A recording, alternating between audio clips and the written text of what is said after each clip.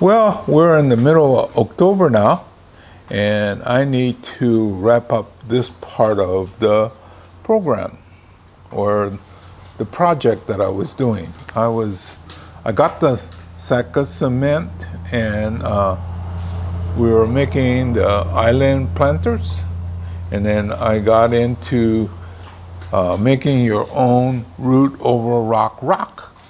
Well, there was still some sand and cement left, so I need to wrap it up. As we get into the fall, I've got other things I have to do, plus the fact that the cement or concrete doesn't want to set when it gets cold for a long time. And you know me, I want everything done quick. So anyway, today is the last day to wrap this up. And what I did was I made a bunch of root over rocks. I think the last time I did this, I was making the comment that this will not be better than natural rocks. And only people that have absolutely no chance of getting natural rocks might want to consider this. But after I was looking at some of the works I've done in the past, hey, this is not a bad way to do it. Yeah, after I made the video, I was checking on the stuff that I'd done in the past. These are basically the same idea, but this one is hollow inside, so that I call it mountaintop planting, so that the plant comes in here and then it looks like it's on top of the mountain. And well, these I made 15, maybe more years ago, and they've been outside in the weather, and you could see that lichens and mosses starting to grow. So you can't even tell that these were concrete. So I decided what I'm going to do with the remaining cement. I was going to make a bunch of root over rocks, because that's currently my, passion. I think the best way to describe how to make it is you get it to kind of stand and put in the details later.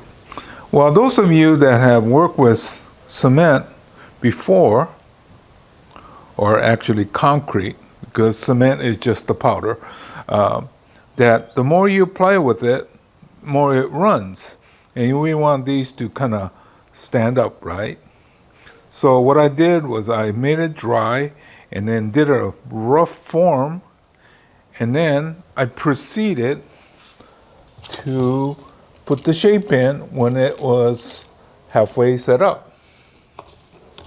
That's why I have so much of this,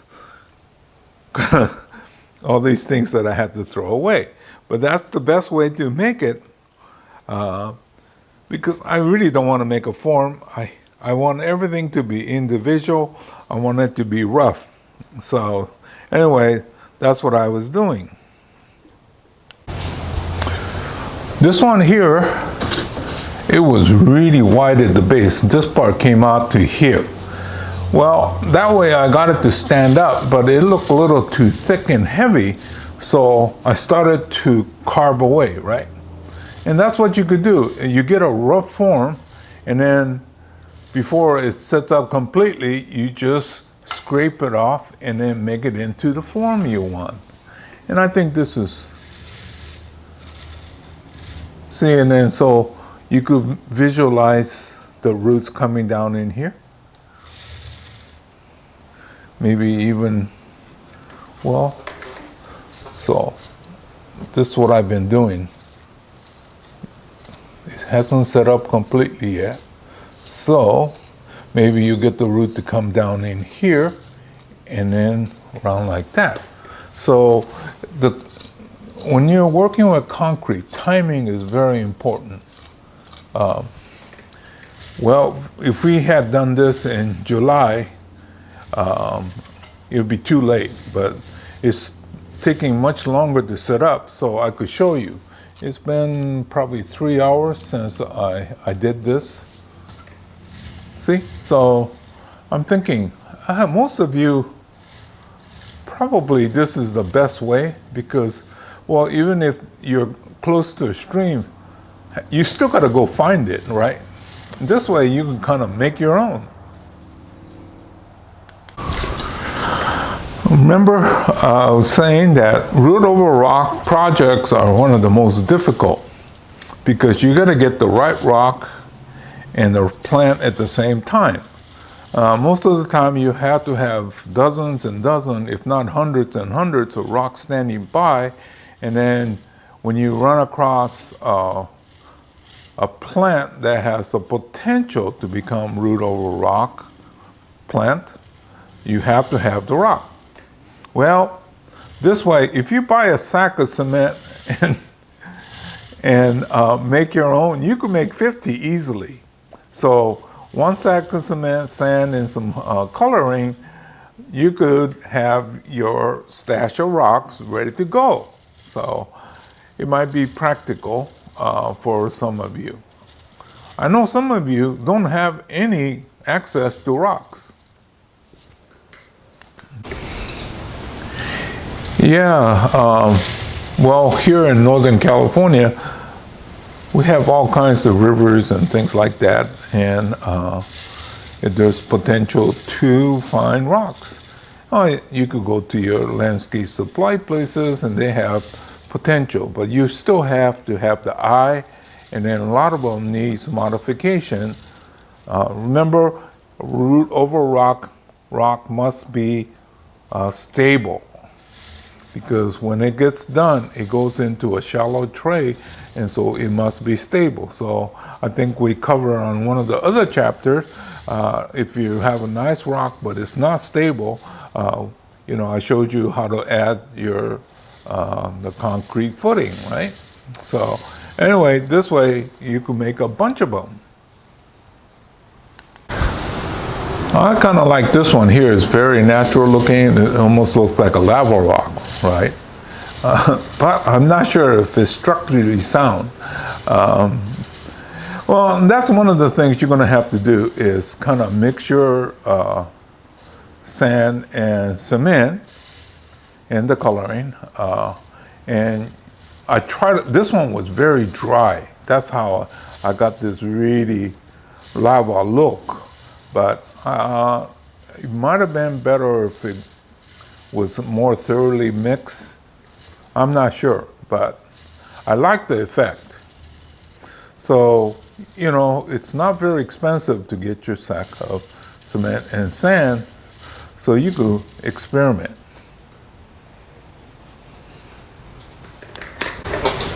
This one here, same batch, but what I did was I added a little bit more water. That's why you end up with this kind of sheen, right?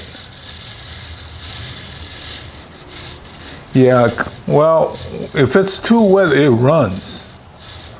And so a lot of this detailing here, I did it afterwards.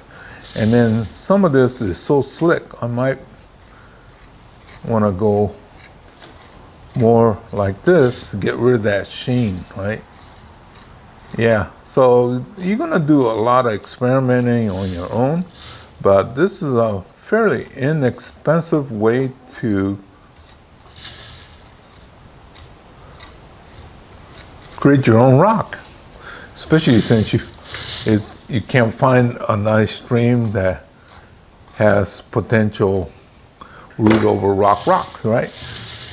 So anyway, yeah, the more I thought about it, more it started to make sense. So this one here, when I first got done, it looked like this, right? So leave it out in the weather, the sun and the wind and the rain and everything else, and look at this, see?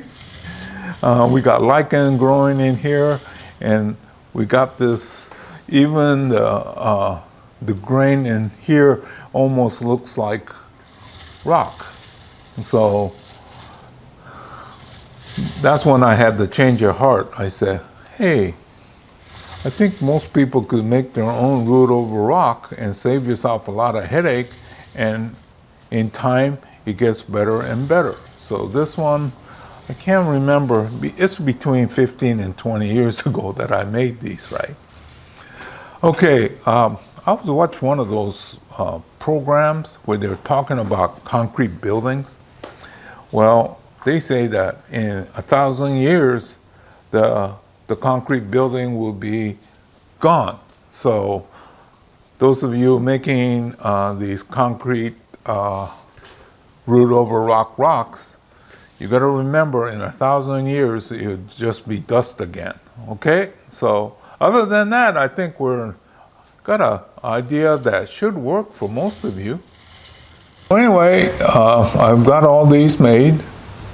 I think I made almost all these, 3 batches in less than an hour. Of course, then as it started to half dry, I've been starting to shape it.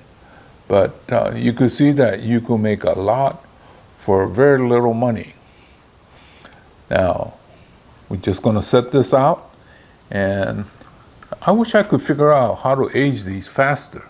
But things that start to look better with age fits right there with your bonsai, right? Because when you first put on the plant, on the rock, it's scrawny.